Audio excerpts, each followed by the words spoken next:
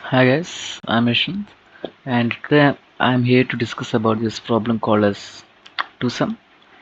So this is one of the most important program for the campus placements and the drives. So this is actually a very interesting program because it has many variations and a lot of possible solutions that you can come up with. So let us read the problem statement that we have. So we are given an array of integers called as nums and an integer target. So we are supposed to return the indices of the two numbers such that they add up to the target. So let us look at this example to understand it further. So we have this input integers array called nums and we are given a target as 9. So we have to find at least two elements of this array such that when you add up both of them you will get this target 9, right? So we have to return the output as a list of the indices, okay?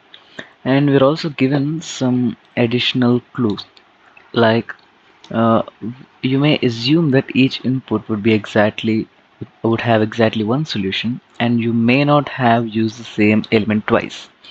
So what does the first thing say? It says that regardless of whatever the input that we're gonna get, it will always have exactly one solution. And also they have stated that we are not supposed to use the same element twice. So what do they mean? So let us say we need to get to a target of 8 and we have an element 4. We are not supposed to use that 4 again twice to say 4 plus 4 is 8. No, it is illegal. We have to use another element. If another 4 exists, then we can use that element. So in the end we have to return two indexes. It cannot be a single index. So what is so let us discuss the brute force way of solving this question. So we have this array, right? So what is the most brute force solution that you can think of? So in brute force we try to uh, derive all the subsets. We try to derive all the subsets of two elements and find out the sum, and we'll see if they ever equal to 2. So initially we go on with 2 and 7. It's 9, yeah, great, but if it's not the case, we're gonna try with 2 and 11, and then we'll try with 2 and 15, and then we'll and and then we're gonna ignore this two parts. So because we have explored all the possible combinations of 2 including 2, right? So now we're gonna move to 7 and say what do we have 7 and 11, and then we have 7 and 15, and we're gonna leave out the 7 and we'll choose 11, and from 11 we can only get to 15, and we'll check what this sum gives us, this, and we'll see which one of them is actually equal to the target, and we're going to return that index. So if and we are now supposed to create an algorithm for this thing. So what can we do? So let us say we have an index I which is pointing to the 0th element initially. So with I statically placed at a single index, we're gonna try another variable called j. So j is going to be the variable that is going to be exploring all the other every other uh, possible set for this element I. So initially we're gonna first compare j. uh, okay, first we're gonna have 2 and 7 which is equal to 9. So we're gonna return I and j, but if it's not, then we're gonna move j to, then we're going to wait, and if it's not, we're going to move j from this position, from this position to here, right? And we'll see what's a 2 plus 11 is, and if we get a target then we'll do this, otherwise we'll just shift it to, if not, then j will move to 15, and we'll say, and after it reaches the length, and when it reaches the last element, then we're going to stop the iteration, the inner iteration, and we're going to move I from here to the I plus 1 position. It's going to increment, and now j will again have to be placed at I plus 1 position here. So this is how this is gonna happen. So as an algorithm, how can we define that? So firstly we need the length of this array, so we'll say length of num. So we have the n value with us. So now as we discussed, we need an index I, so which will be the starting index, and it will be in a range of 0 to n. So you can say till 0 to n minus 1, because as we know uh, I I and j together at the last index is not needed, but still this is a good practice to just say I will be in the range of n. And then for j in range, so j has to start from the immediate next element of where I is pointing at that particular iteration. So it will start from I plus 1th position and go till n. And what are we doing? So we will be adding the elements which are present at the index I and index j, and see if they're equal to the target. So we say if nums of I plus nums of j is equal to target. If it is equal to target, then we can just return the indexes as a list. We can say I and j. So so we can return this as a list. So this is all the code that we need for a brute force solution. Let's try and run this code. Well, it works fine and we have all these three cases accepted. But let us try and analyze the complexity that we are handling.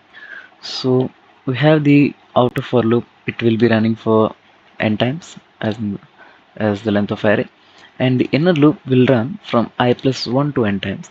So in the worst case, when the elements are found at the last iteration, so the worst case complexity of this algorithm is order of n square, which is bad. So the interviewer might ask you to optimize this algorithm. So in what ways that you can optimize? So this to some a problem has mainly two optimization things. So let us talk about the first one, which is actually the most interesting one.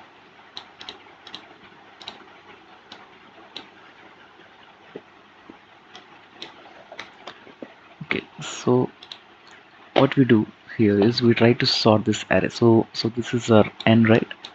So let us assume we don't, okay, it's already sorted. So let us say we have 17 here and we have 21 here, so it's unsorted.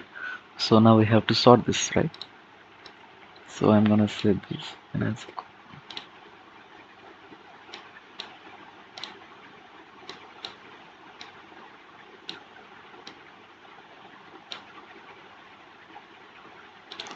so if we were to draw another array, we need to first sort this array. So by sorting we'll get, initially we'll have 11 here, and then we'll get 15, and then we'll get 17, and then we'll get 21. Let us say our target is 32. How do we get to 32?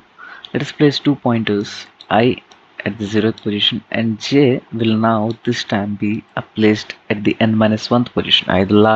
It will be a pointer to the last index of this array, and we'll be adding I and j element and see if it is equals to 11 plus 21. It is actually equal to 32, so not a great example. So if these two are equal, then you can return them, I and j. But what if you wanted okay, let's say this is 18 and what we need is a 33. So what we need, so our actual target is 33 and the summation of I and j is giving me 32. So what is the relation between what we got and what the target is? So 32 is less than 33. So what should we do? So always remember that the array is sorted. So the j will be always pointing to the maximum element, and I will always be pointing to a minimum element, not exactly minimum, but it will traverse the array in a ascending order, and j will traverse the array in a descending order.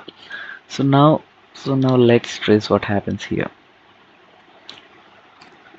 Now since we have the I plus j is less than the target, we have to move the ith pointer. So we'll be moving the ith pointer.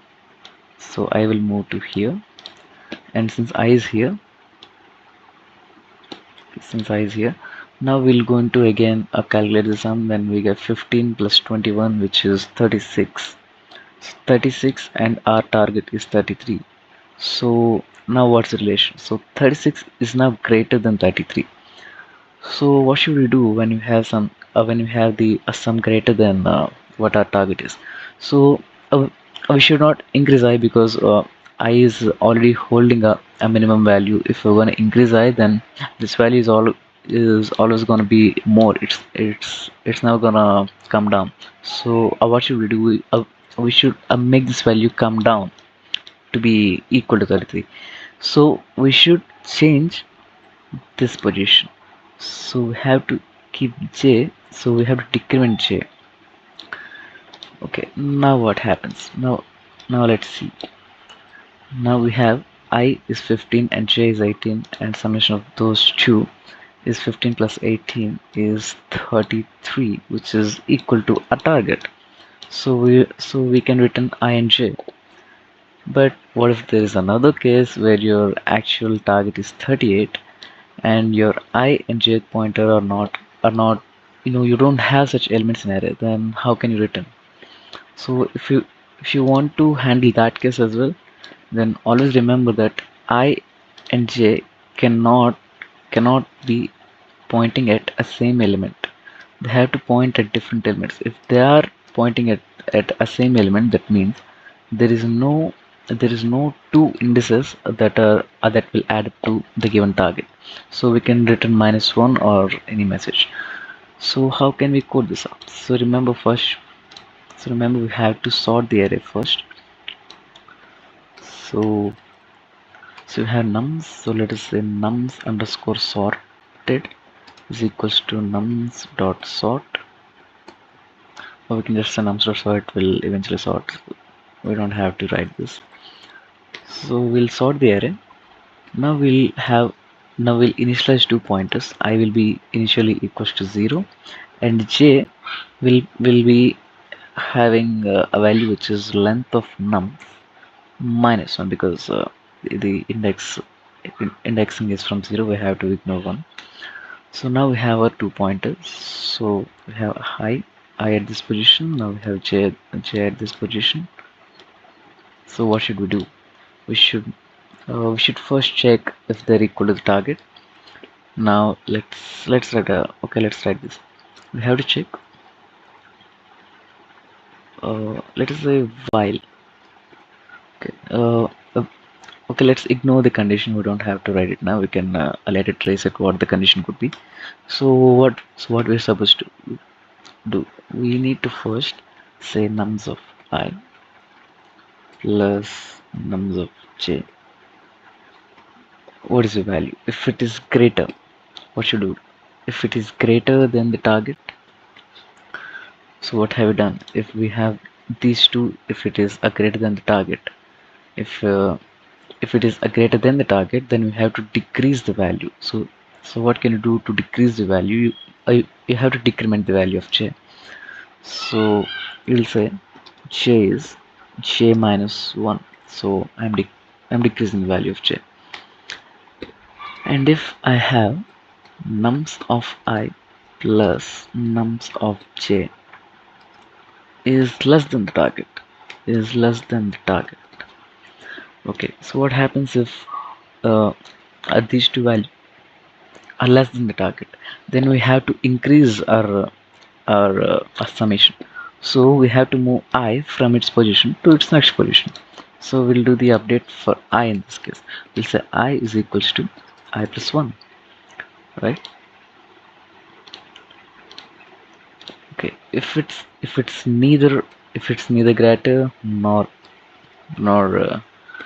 lesser, then I think it should be equal, because that's the only case that we're left with.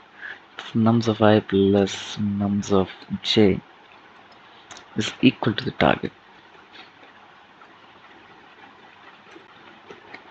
then we should return the answer. We should return it as a list of I and j.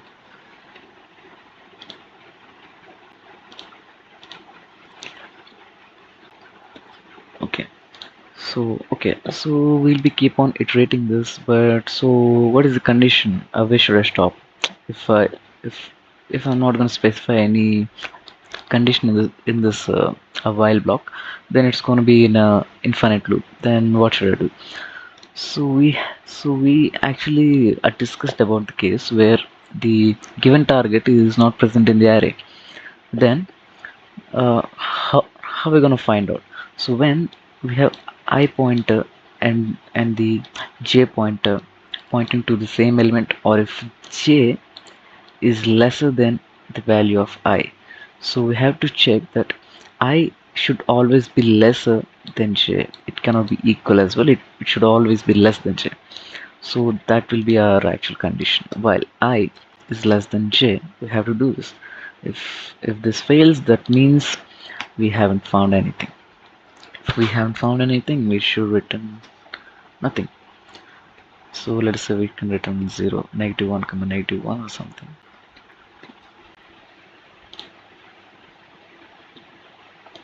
Okay, so let's try and run this and see if we get any bugs. Okay, so case 2 fails. So why would it happen? The output was 0 and 2. It was expecting 1 and 2. Why did I get 0?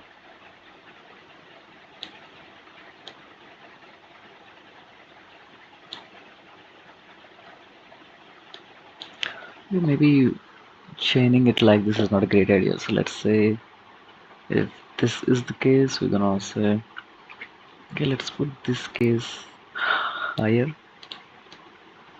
This should be the first block. That would make much sense.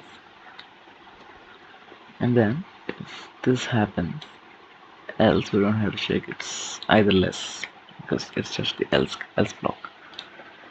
Okay, this is gonna. I think this will work better. And I don't think we have to written anything in the end, because we will always have a solution. Let us see. Do we get any errors this time? Okay, we're getting the same error. It's not error, but it's kind of different from what is expected. Okay, but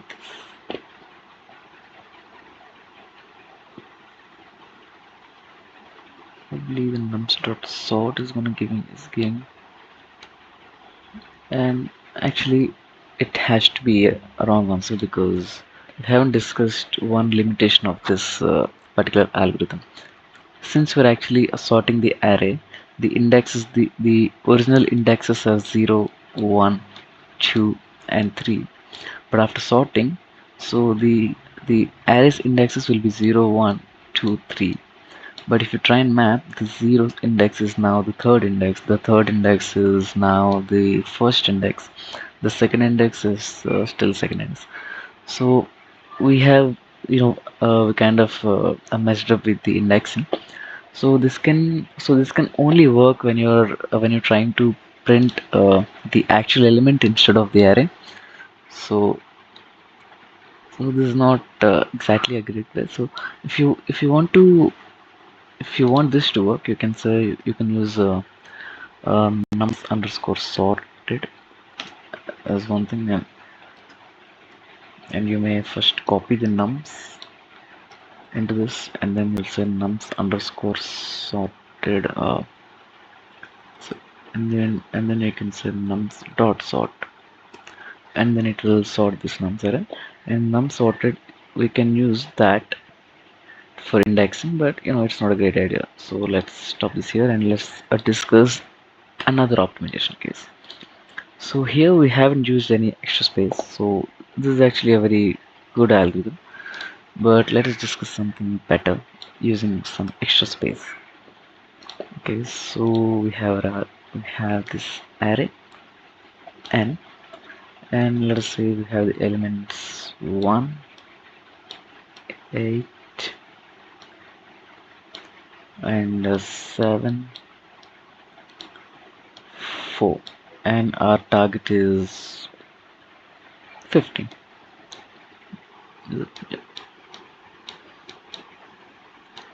So what are we going to do? So instead of using any sorting mechanism or anything, we're actually going to use something known as a hash set, or just a set. A set is it is basically a data structure. It will only store a unique elements. It will not allow any duplicates to be present. So we're going to use a hash set. So why hash set? It's actually a very faster data structure compared to list. So it's instead of using a list, we can use a set. Even of course you can also use a list, but this one makes it faster. So we're going to use this. So let's look at the algorithm. How we're going to do that? So we are just going to have a single pointer. We will have this pointer. So now initially we look at 1 and say we have this target t. So we have t, and I have this element I, and I'm gonna say do I have this element which is target minus I in this hash set. I'm gonna raise a query to this hash set, and it's gonna say either true or false. So why should I mean why am I actually checking for this? It's because it was given that ith plus jth element is going to be equal to the target. So I will I will have this value I, and I wanna find out that do I have this element j in my array. I will be asking, can I have this j? Do I have a j in my array? I'm gonna ask this query.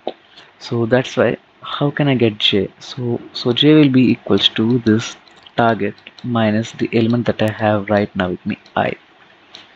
So in this way we can say if this t minus 1 element is present in the rest of the array, then I can say I have those elements in my array. Okay, now I'm at ith position. I have 1, and I'm saying do I have 15 minus 1, that is 14. Do I have 14 with you? Do you have 14? Let us call this one map. I'm asking my map, do you have 14? He says no, I don't have 14. Okay, you don't have 14, then okay, let me skip. I'm gonna move here.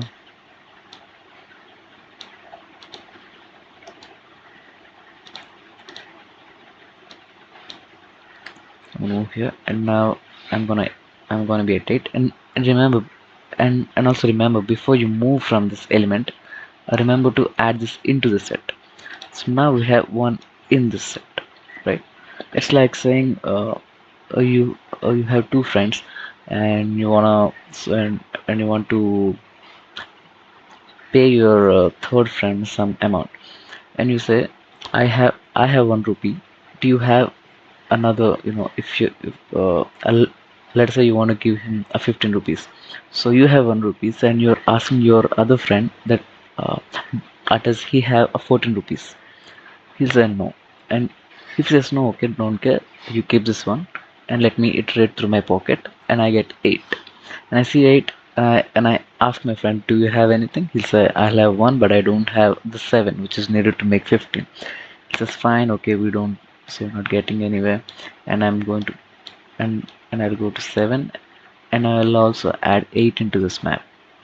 Now when I'm at 7, I'm going to say I have 7, do you have 8? And he's going to say yes, I have 8 with me, and you have 7 with you.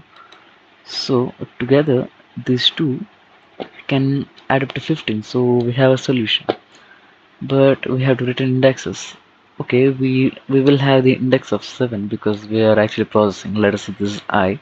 So I is one of my index, but how can I know what is the index of 8?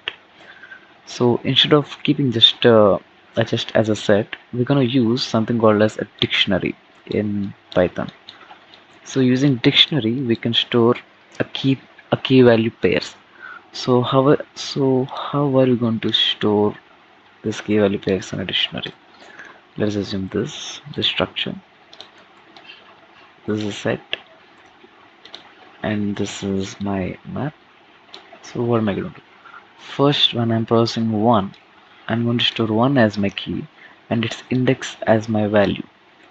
And when I'm processing 8, I'm going to keep 8 as my key and its index 1 as my value. So when I get to 7, I can simply return I as one index, and the second index is whatever I calculated 8. So how did I get 8? Target minus I, so this value, this value is 8, and its corresponding value is my second is my second index. So I can have it this way.